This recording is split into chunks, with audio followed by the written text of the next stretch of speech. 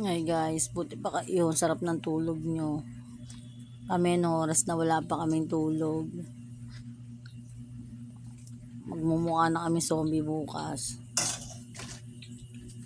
Ang bahala pa eh. Wala kaming mga tulog guys. Business pa more. Negosyo pa more. Ito.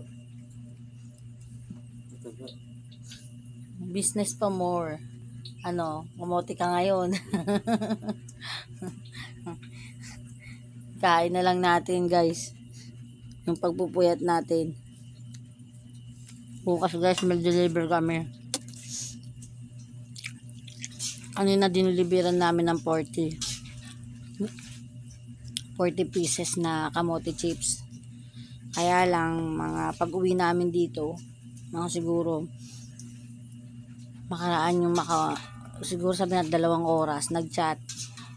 Magdala daw ulit ako bukas, 40 pieces. Kaya ito, nawindang kaming dalawa, ayan. Ayan. So guys, negosyo pa more.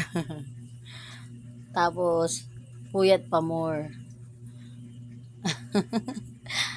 Tumatalab pa mga kape sa'yo. Ako guys, dinadaan ko na sa kain guys. Antok na ako. Ano, kaya pa? Yes.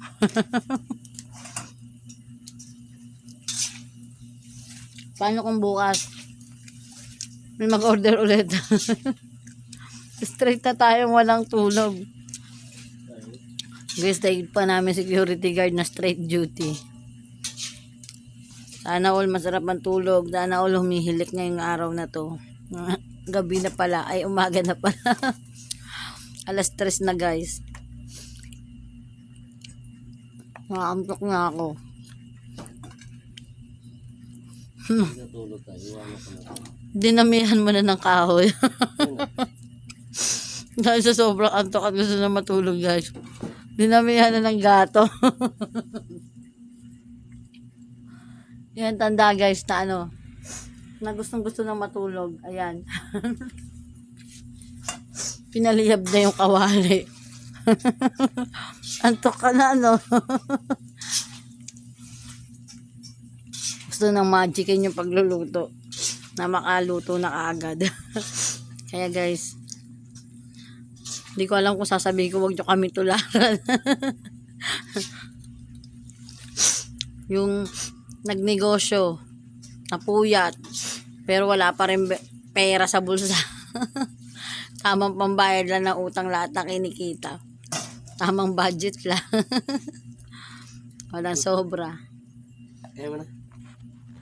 Hindi, kape mo. Maraming kape sa loob. Kape tayo guys. Again na guys, tulog na kayo. Dito lang kami.